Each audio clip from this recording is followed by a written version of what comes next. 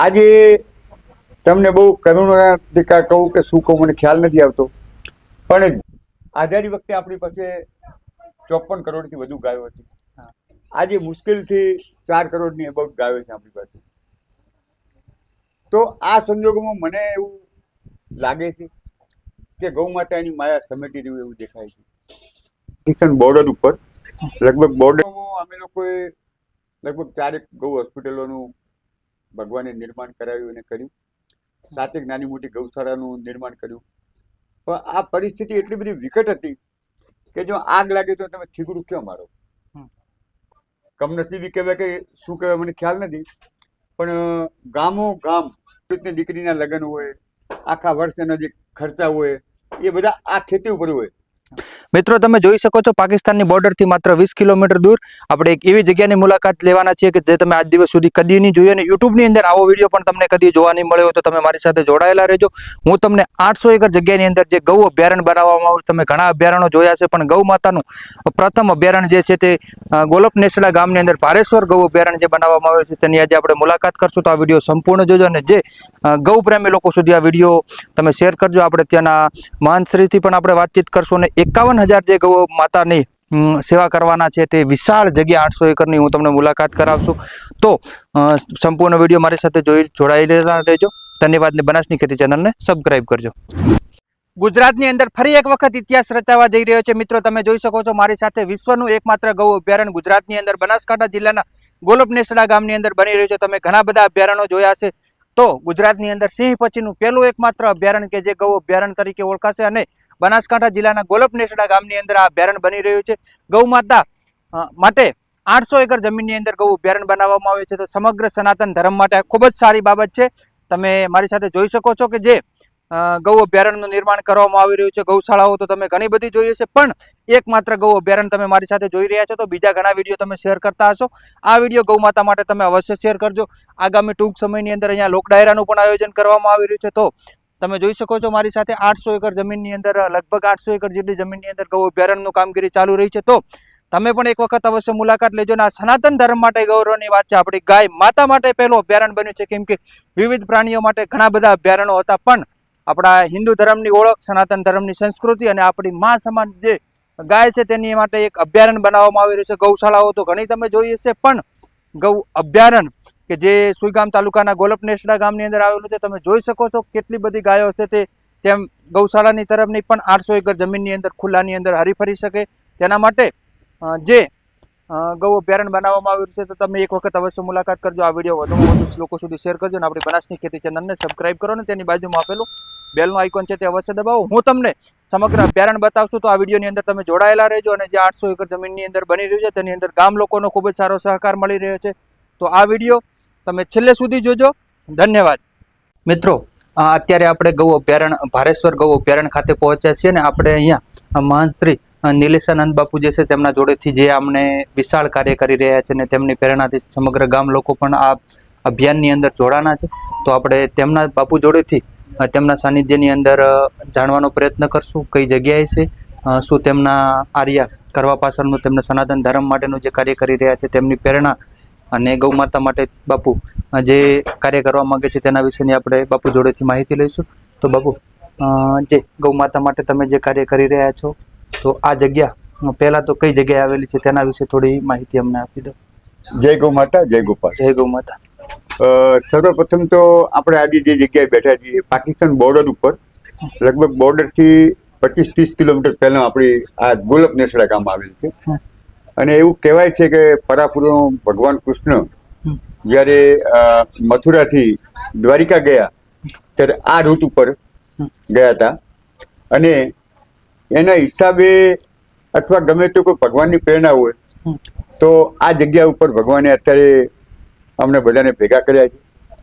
અહીંયા ગૌપ્રેમી રાજપૂત સમાજ છે, બ્રાહ્મણ સમાજ છે, એ લોકોની ઘણા સમયથી એવી ઈચ્છા હતી કે અત્યારે સમયની એક જેને કહેવાય કે કમનસીબી કહેવાય કે શું કહેવાય મને ખ્યાલ નથી, પણ ગામો ગામ 200-300ની સંખ્યામાં ગૌ માતાઓ ઠેર ઠેર ઉકળા ફેંદી રહી છે. સમજો કે લોકોની માર ખાઈ રહી છે. એને પીવાના પાણીના ઠકાણા નથી, ઘાસચારાનું કોઈ ઠકાણું નથી. તો વાસ્તવિકતા એવી છે કે એક ખેડૂત છે, નાનો ખેડૂત, એને 2 એકરમાં એંડા વાયા છે. હવે 50 ગાયનું ટોળું રાતે પડે તો 2 એકર એંડા સાફ કરી નાખે. હવે ખેડૂતને દીકરીના લગ્ન હોય, આખા વર્ષના જે ખર્ચા હોય એ બધા આ ખેતી ઉપર હોય. પણ બિચારો એક જ વખત જો ગૌ માતાઓ આવે અંદર ને ખાઈ જાય તો એનું તો આખું બધું પૂરું થઈ જાય. તો આ એક પાસું છે. બીજું પાસું એ છે કે ગૌ માતાઓ આજે સંસારમાં સૌથી દુઃખી પ્રાણી છે. આપણે એના ગોચરો લગભગ પૂરા કરી નાખ્યા. કોને દબાય એની છણાવટમાં હું નથી પડતો, પણ ગોચરો લગભગ લોકોએ દબાઈ દીધા. પછી ખેતરોમાં જે વાડો હતી જેમાં વેલાઓ થતા હતા, ગૌ માતા ખાતી હતી, એ વાડો બધી નીકળી ગઈ ને હવે તારની વાડો આવી ગઈ. પછી ત્યાં આગળ બી ઝાટકા મશીનો મૂકવા માંડ્યા લોકો કે જેથી ગાય જાય તો એને ઇલેક્ટ્રિક શોર્ટ વાગે. તો આવી પરિસ્થિતિમાં આ બિચારી ગાય હવે જાય તો ક્યાં જાય? નંદી ભગવાન જાય તો ક્યાં જાય? 2 ટાઈમ આપણે બી જમવા પડે છે, ભૂખ લાગે છે આપણને, તો એ બી બિચારી ભૂખી થાય તો ખાવા તો જોઈએ નહીં. તો આ વિટમણાઓની અંદર ખેડૂત બી સાચો છે, ગૌ માતા બી બિચારી આટલી દુઃખી છે. તો એ સંજોગોમાં અમે લોકોએ લગભગ 4 ગૌ હોસ્પિટલોનું ભગવાને નિર્માણ કરાવ્યું અને કર્યું, 7 નાની મોટી ગૌશાળાનું નિર્માણ કર્યું. પણ આ પરિસ્થિતિ એટલી બધી વિકટ હતી કે જો આગ લાગે તો તમે થીગડું ક્યાં મારો?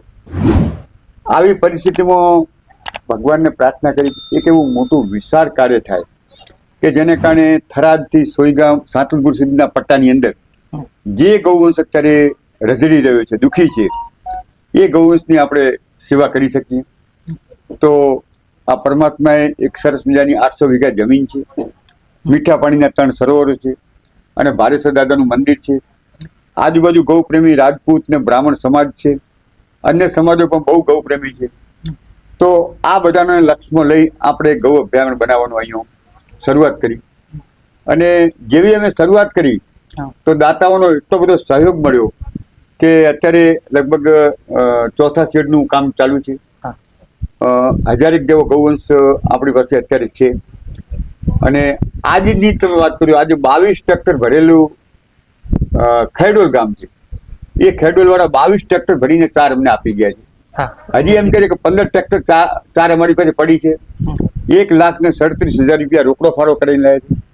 આવી રીતે ગામો ગામ લોકોને ખૂબ ઉત્સાહ છે આ કાર્યની અંદર. અને આ કાર્યને એવું સમજો કે કોઈ વ્યક્તિ નથી કરી રહ્યો, પણ સ્વયં પરમાત્મા કરી રહ્યો એવું લાગે છે. કારણ કે અમને આ કાર્યમાં સહેજ પણ કોઈ મુશ્કેલી પડતી નથી.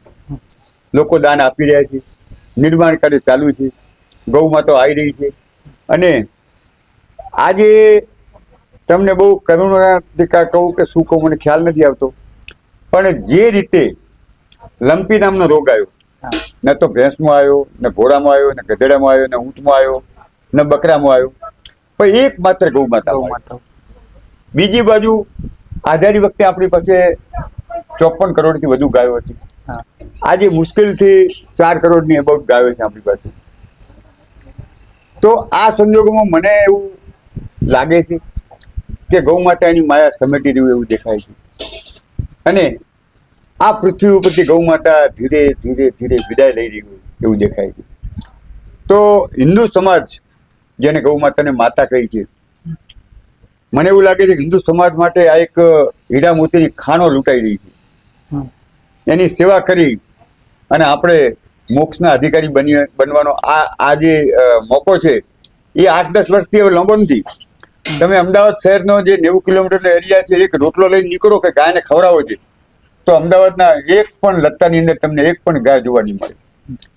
જ્યારે અહીં આપણે ભાગ્યશાળી છીએ કે હર ગામની અંદર 40, 50, 100, 200 ગાયો અત્યારે આવા રખડતી આપણને જોવા મળે છે. તો એની સેવા કરી અને આપણે મોક્ષના અધિકારી બનીએ અને પૃથ્વી ઉપરથી વિદાય લેવેલી આપણી પ્યારી ગૌ માતાને ભૂખી દુઃખી અવસ્થામાં જે છે એની સેવા કરી અને મોક્ષના અધિકારી બનીએ એવી આપ સર્વેને મારી પ્રાર્થના છે. જય ગૌ માતા, જય ગોપાલ. બાપુ, આ જે કાર્ય ચાલુ છે કુલ જગ્યા કેટલી છે? વિશાળ લગભગ 800 વીઘા જગ્યા છે. એમાં 25 વીઘામાં તમે નેપિયર ઘાસનું વાવેતર કરીએ છીએ. બાકીની જગ્યામાં 3 મીઠા પાણીના સરોવર છે, પછી અત્યારે પહેલા ફેઝની અંદર 25 શેડો બનાવવાનું અમે લક્ષ્યાંક રાખ્યું છે. ઘાસના ગોડાઉનો છે, ગુવાડ ક્વાર્ટરો છે, અને બાકીની જગ્યાની અંદર ખુલ્લામાં ગાયો વિચરશે, જેથી જે અભયારણ્ય જેને કહેવાય છે, આપણે ત્યાં ઘોડાના અભયારણ્યો બન્યા, ગધેડાનો બન્યા, સિંહોના બન્યા, તો આ એક એવું ગૌ માતા માટે અભયારણ્ય બનાવી કે જો ગૌ માતા ખુલ્લેઆમ વિચરી શકે, કોઈ બંધન વગર એને ખોરાક મળે, પાણી મળે અને રહેઠાણ મળે. તો આવું અભયારણ્ય જેને કહેવાય છે કે ગૌ અભયારણ્ય ગોલક નેસડા પારેશ્વર, એનું આ સરસ મજાનું નિર્માણ અમે લગભગ 4 મહિનાથી કર્યું છે. આપને આજે દેખાય છે 4 મહિનાની પ્રગતિ છે, પણ હજી અમારી 1% જ છે અમારી ધારણા મુજબ, હજી 99% કામ બાકી છે. બાપુ, કેટલી ગાયો સુધી અહીં ગૌ માતાની, કેટલી ગૌ માતાની સેવા કરવાનો તમારો ઉદ્દેશ્ય છે? અમારો લક્ષ્ય ટોટલી તો 50,000 ગૌ માતાની સેવા કરવાનું છે.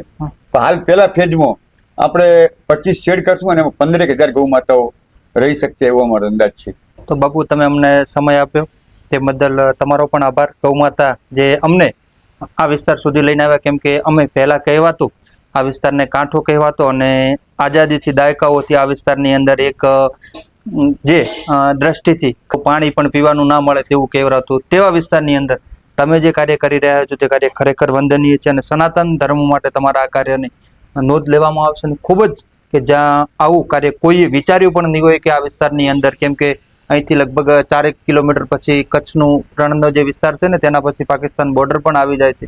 તો ખરેખર આ તમારું કાર્ય છે તે કાર્યને ખૂબ જ વંદન છે, અને આ કાર્યની અંદર સમગ્ર લોકો જોડાય તેવી પણ આપણે અપીલ કરી રહ્યા છીએ. અને અહીંયા લોક ડાયરાનું પણ આયોજન કરવામાં આવ્યું છે, તે કયા કયા કલાકારો આવશે ને કઈ તારીખ છે તેના વિશે પણ 10 જાન્યુઆરી આપણે લોક ડાયરાનું આયોજન કર્યું છે આ મોટા પ્રોજેક્ટને પહોંચી વળવા માટે. તો એમાં કીર્તિદાન ભાઈ છે, પછી રાજભા ગઢવી છે, પછી ગોપાલ સાધુ છે, વગેરે ખ્યાતનામ કલાકારો છે, અને બહુ અભૂતપૂર્વ ડાયરો થશે. અત્યાર સુધી સમજો કે આપણા ગુજરાતમાં ન થયેલો એવો એક ઐતિહાસિક ડાયરાનું આયોજન અમે કર્યું છે, જે 10મી જાન્યુઆરી રાત્રે 10 વાગે શરૂ થશે. તો આપ સર્વે દર્શક મિત્રોને ડાયરામાં પધારવા મારી ખાસ આગ્રહભરી વિનંતી છે. તો મિત્રો, આપને બાપુના આશીર્વચન પણ મળ્યા, અને તમે પણ આ કાર્યની અંદર જો સહભાગી બની શકો તો એક વખત અવશ્ય તમે પણ મુલાકાત આવજો. ધન્યવાદ.